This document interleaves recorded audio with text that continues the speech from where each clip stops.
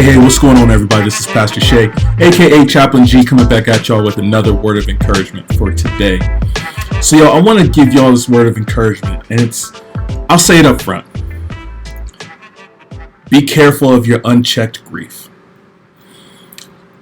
There's sometimes we go through life, we experience things that they cut us right to the heart, right?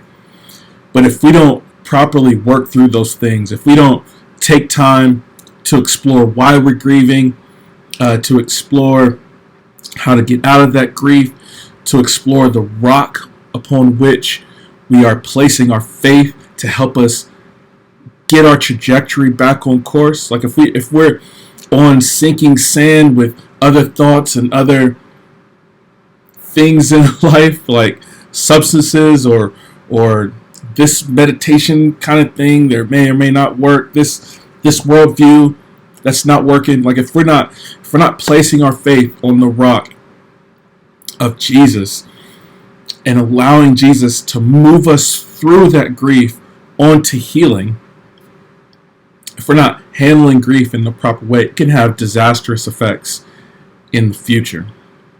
I want to read y'all this story. It's kind of long, but it's the story of Moses, right? So we're going back to the Old Testament, and Moses is trying to work his way through unchecked grief. And instead of handling the proper way, he handles his grief in an improper way, and it has disastrous effects. So let me peep y'all to this. This is the book of Numbers, chapter 20. I'm going to pick it up right in verse 1. Y'all check this out. It says, "And the people of Israel, the whole congregation, came into the wilderness of Zin in the first month, and the people stayed in Kadesh. And Miriam, that's his sister, died there and was buried there. Now there was no water for the congregation, and they assembled themselves together against Moses and against Aaron.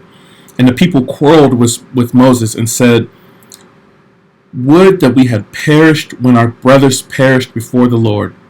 Why have you brought the assembly of the Lord into this wilderness, that we should die here, both we and our cattle? And why have you made us come up out of Egypt to bring us to this evil place? It is no place for grain or figs or wine or pomegranates, and there's no water here to drink.' Then Moses and Aaron went from the presence of the assembly to the entrance of the tent of meeting and fell on their faces." They went to talk with God. "And the glory of the Lord appeared to them. And the Lord spoke to Moses, saying, 'Take the staff and assemble the congregation, you and Aaron your brother, and tell the rock before their eyes to yield its water. So you shall bring water out of the rock and give for them. You shall bring water out of the rock for them and give drink to the congregation and their cattle.' And Moses took the staff from before the Lord as he commanded him. Then Moses and Aaron gathered the assembly together before the rock, and he said to them, 'Hear now, you rebels. Shall we bring water out of this rock for you? Bring for you out of this rock?'" I'm sorry, that reminded me of, "Are you not entertained?" And Moses lifted up his hand and struck the rock with his staff twice, and water came out abundantly, and the congregation drank, and their livestock. And the Lord said to Moses and Aaron, "Because you did not believe in me, to uphold me as holy in the eyes of the people of Israel, therefore you shall not bring this assembly into the land that I have given them. These are the waters of Meribah, where the people of Israel quarreled with the Lord, and through them he showed himself holy." If you notice there, outside of me being silly, if you notice there, God told Moses to speak to the rock. Moses, out of his frustration with these people, that he has been living this life with them, and they've been grumbling and moaning and complaining and holding him responsible for stuff that wasn't his responsibility and always on his case. So there's grief there, right? There's grief of over-realized responsibility. Like this is a moment that's too big for him, and these people are not doing their part. They're not keeping the faith. He's having to try to hold the whole thing together, and it's not working. But another big thing that happens right in verse 1, his sister dies. And so he's grieving over these people that he's not able to do for them the way they want done for them, right? So they're grumbling, complaining, all in his case. And then his sister dies. This man is an old man now. He done been through some stuff in life. He's probably missing his family because he's got kids at home. There's all kinds of stuff going on. And instead of speaking to the rock the way the Lord told him to, he bashes the rock 2 times. And God looks at him and says, yo, because you did that, it made me look less holy in front of my people.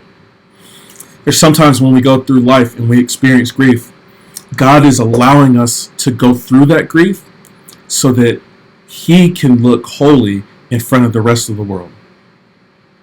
God is using your time of grief to point out to everyone else how holy God is, how much of a rescuer he is, how much he can deliver them away from their sins.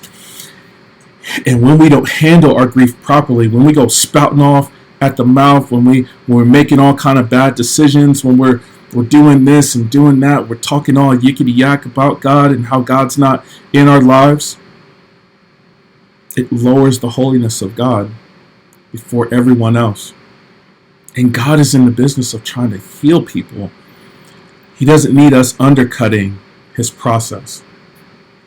There may be something in your life today that God has been taking you through, and it's been causing you grief, man. I mean, like real grief. And God is allowing you to go through them.